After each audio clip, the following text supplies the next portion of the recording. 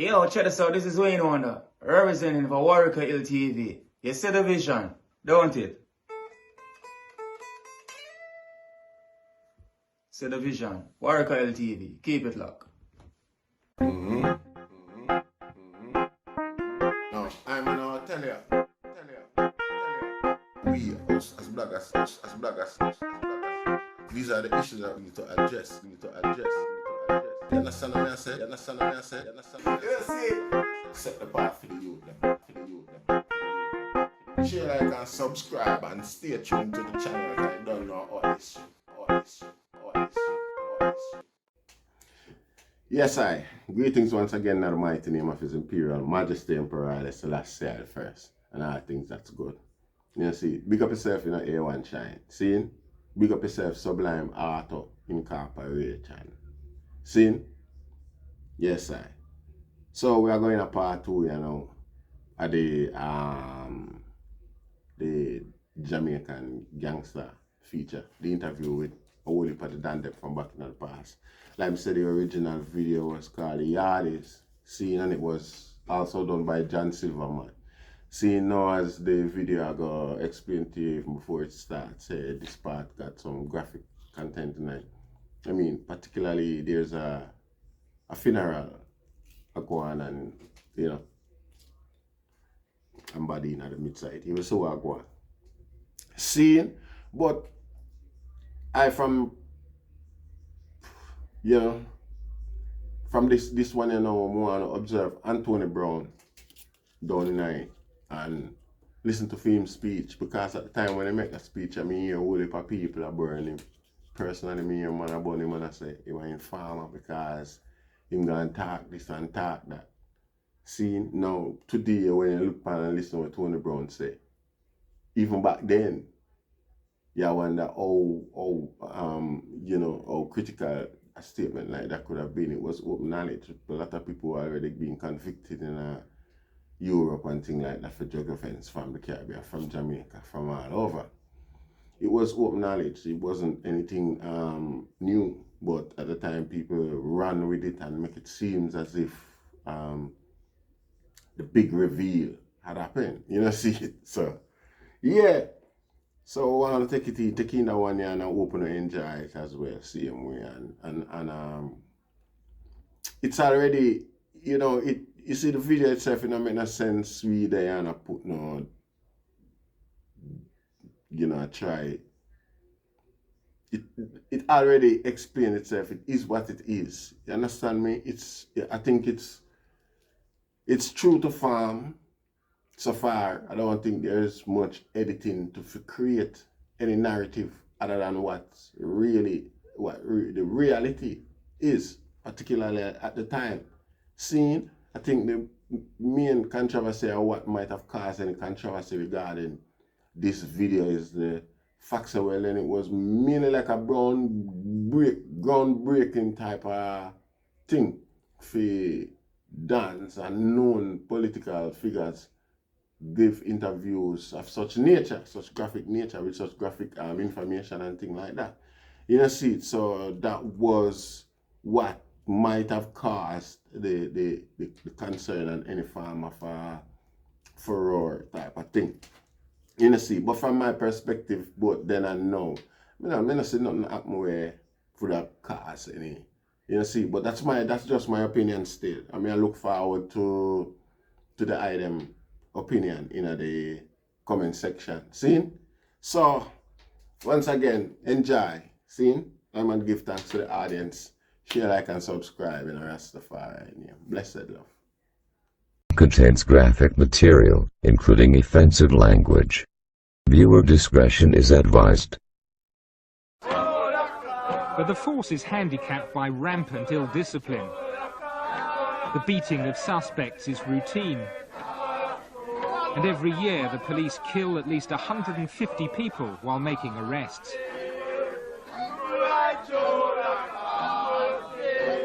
Where evidence is hard to find and witnesses are intimidated, the police answer is shoot first and not bother with the questions.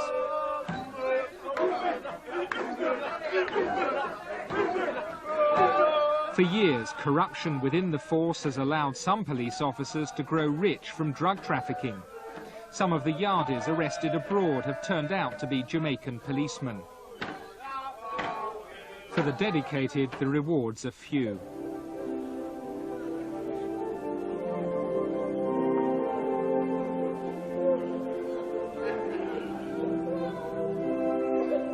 The problems besetting the force have led to the appointment of a new police commissioner, whose task is to root out corruption. In his first 3 months, he's sacked some officers and demoted others.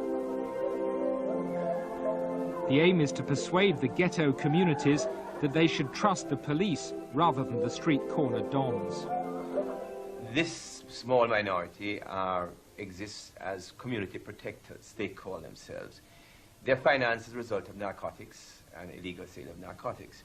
My mission is to try and not only remove them, but by bringing the communities closer to the police, as it has to be. By doing that, one will replace those community protectors by legal, legitimate policemen doing their duties. But change won't be easy. In the fight against yardie crime, the police enjoy little trust. When British and American detectives have tried to track down drug dealers who fled to Kingston to evade capture, they say their requests for help from the Jamaican constabulary have been frustrated. The police have failed to penetrate the heartlands of crime. Many blame their impotence on politicians. They protect the community dons who bring them votes. The police are left uncertain and aggressive. The police are going in, beating up on the guys on the corner, shooting somebody arbitrarily. It's just a way of getting out their frustration and pretending that they are doing police work. Because for so many years, they have not been allowed to do their work properly. And this has bred within the force itself a set of police whom are by and large untouchable themselves. Even their superior officers are afraid to deal with them because of their political backing. In the garrison towns, the politician gets what he wants.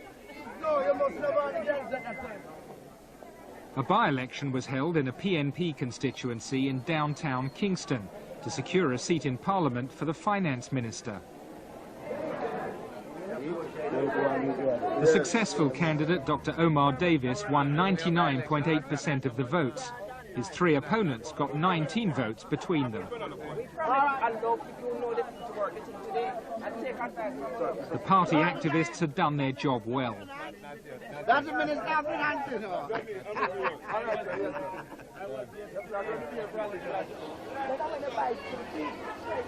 Jamaica has all the institutions of a democracy, but though speech is free, it's hardly candid. Corruption has seeped into the pores of this society. Too many people have something to hide. None of the politicians we contacted was willing to speak on camera. And who can blame them? There are so many questions to be asked about Jamaica and drugs. The answers could be incriminating.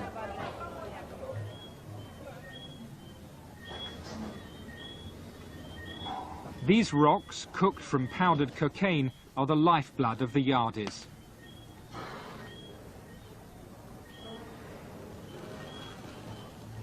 A kilo of cocaine bought in the Caribbean will sell for 10 times that amount in Britain. Converted to crack, the profit margin becomes astronomical. Crack and corruption go hand in hand, and those who know what's going on are usually scared to talk openly.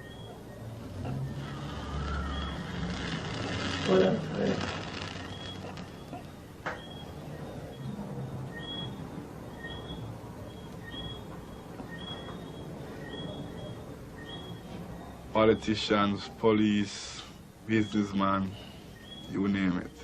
Everybody's involved somewhere along the line. Right through the ranks, right through the ranks,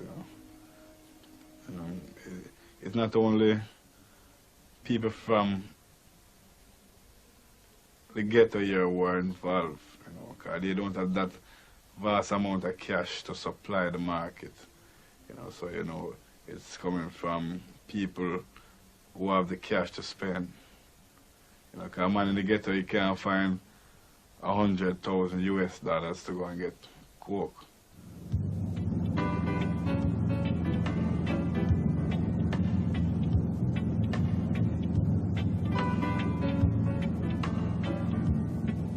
Those who've got real wealth in Kingston live in these hills above the city. The ambition of most Yardies is to make a fortune abroad and buy a mansion back home. It's said that money from international drug dealing has built many houses here.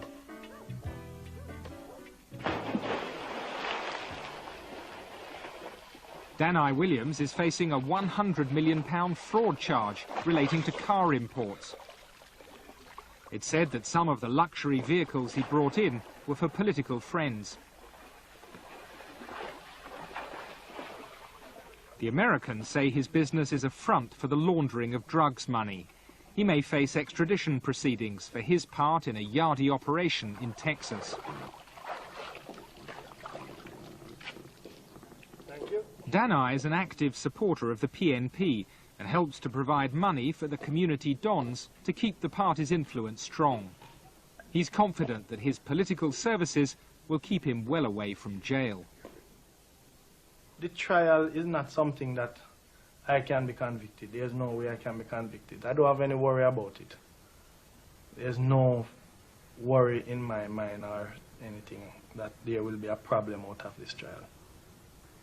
Do you have friends amongst politicians or ministers, I mean, people that you know, would not want to see you convicted?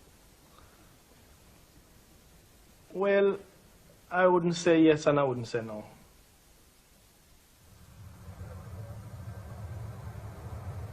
Jamaica is the ideal transshipment point for cocaine. The powder comes in from South America by light aircraft or by sea. It then travels to Miami, New York, and on to Britain. This is the Coke Trail.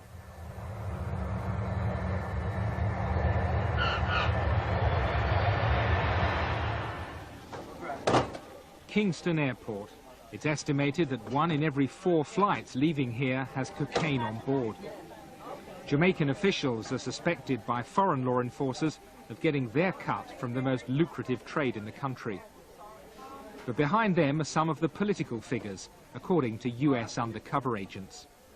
All they have to do is call up the airports and the ship ports and say, hey, you know, my guy's sending in a shipment of cocaine or a shipment of weed to the United States or the UK or Canada, and that, you know, they'll be blind, deaf and dumb, the guys at the airports and the port authorities. What do the politicians get out of this then? They get money, and lots of it too. It goes on until they're out of power. Because this money here, they have to make the money when they're in power. Because when they're out of power, they have enough money in the Swiss bank or Grand Cayman to live a happy lifestyle after they retire from politics.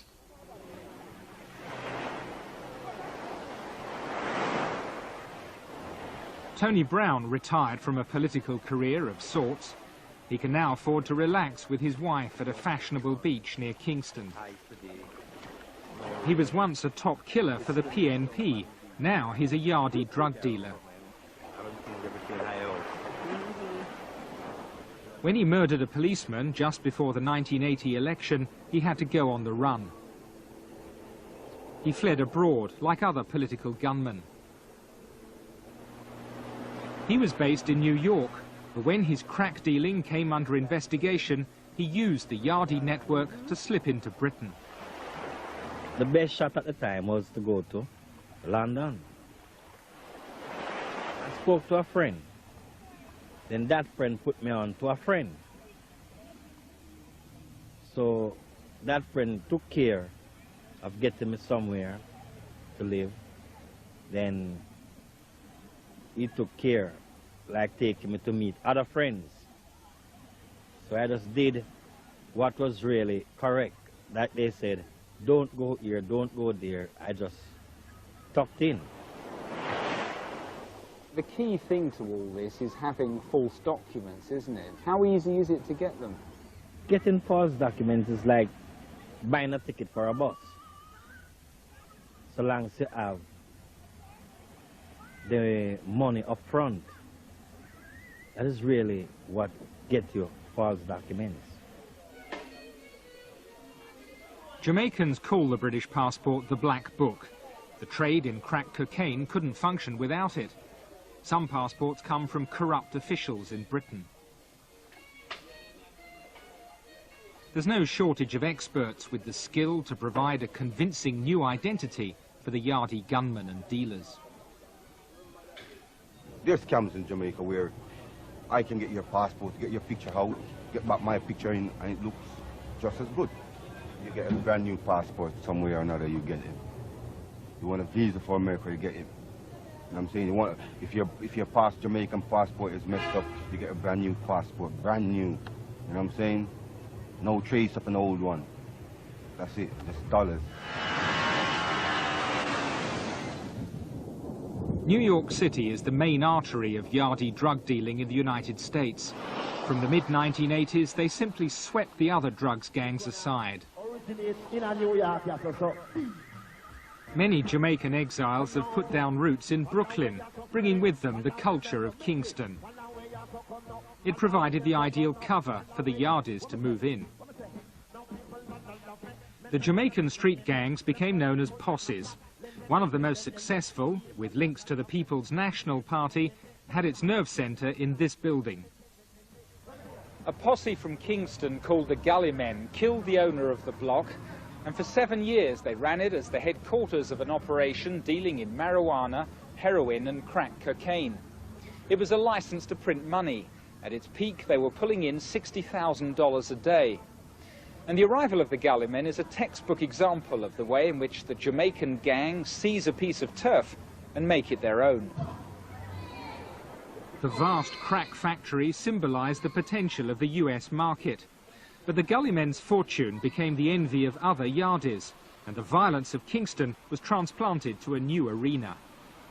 A lot of shootings occurred right here on this corner. There were numerous drive-by shootings.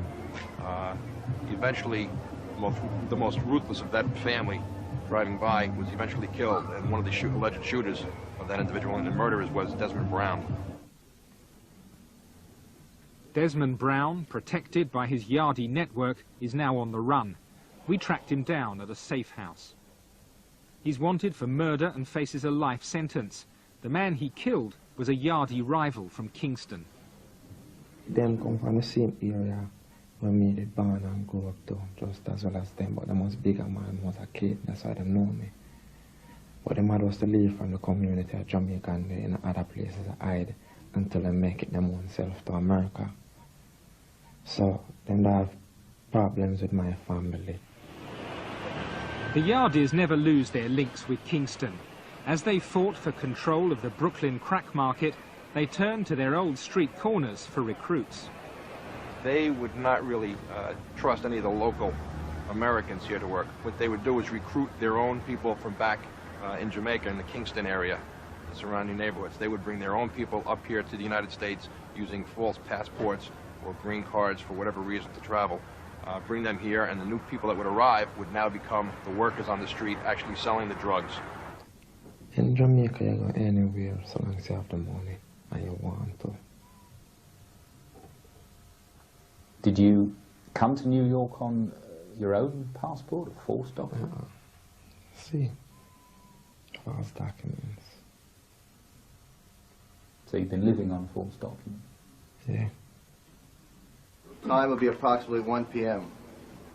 He is a male black Jamaican, approximately... Agents of the Bureau of Alcohol, Tobacco and Firearms, the so-called untouchables, are planning a drugs raid. We'll set up on Park right here, and then Carlos and I will be in the graffiti van here, the informant. He's not going to buy it, but judging by their reaction, I'll give you guys the call.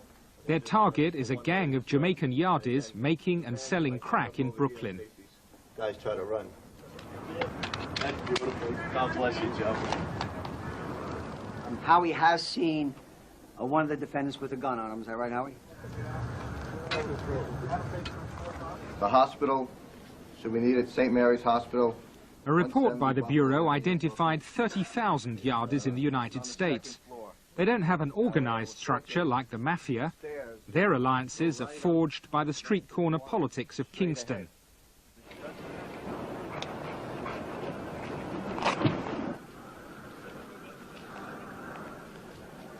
The only thing that would stop us from going in, if he says, we don't have anything right now, come back in a half an hour.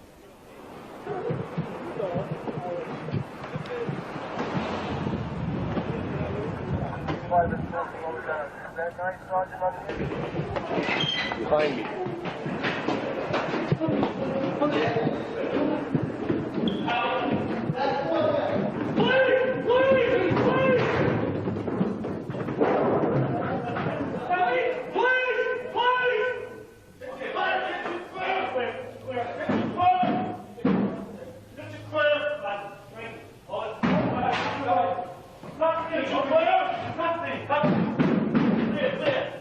The raid is well timed. The agents find one of their targets as expected in this apartment.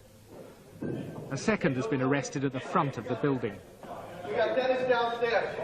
Yeah. Sorry I didn't tell you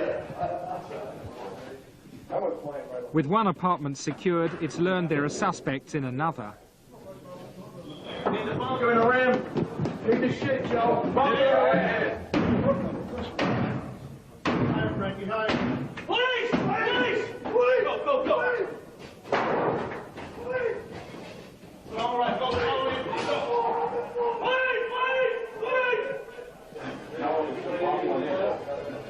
The arrested man has been cooking crack for the afternoon trade. All right, we have stuff. We have product. The captive, still in his teens, is an illegal immigrant. Constant seizures of crack have been a blow to yardie operations in the United States. In the US, arrest for crack dealing means an automatic jail term. If just 5 grams is found, it's a mandatory sentence of 5 years. The ringleader, who was arrested outside, is another yardie from Kingston, who entered the States on false documents. For the authorities, keeping track of such mobile criminals, who can change their identities at will, presents a unique challenge. They're every law enforcement officer's nightmare. They're people with tremendous amounts of disposable cash. They have a network internationally, and they're people without any backgrounds. They're people without paper trails. These guns were found in the bedroom. This is a Beretta 380 caliber. In the States, and increasingly in Britain, the yardies favor the most powerful weaponry. It's also semi-automatic. The guns and drugs go together. The guns are used to protect the drug business. And, you know, we pretty much expect to find them when we go in. This was found on the table in the living room. Looks as though he was breaking off the crack into smaller pieces and putting them into vials like this. The success of this raid depended on informants. Infiltration of the gangs has put hundreds of yardies in jail in America in the last few years. It is very difficult for drug sellings in the state now. It's broken, completely broken right now. The best shot right now is Europe. Why Europe? It's the only undeveloped market that really exists outside there now. One of the only undeveloped markets. It is newly opening and everybody wants a piece of the cake. In Britain, the yardies have already been active. A police operation in South London identified a number of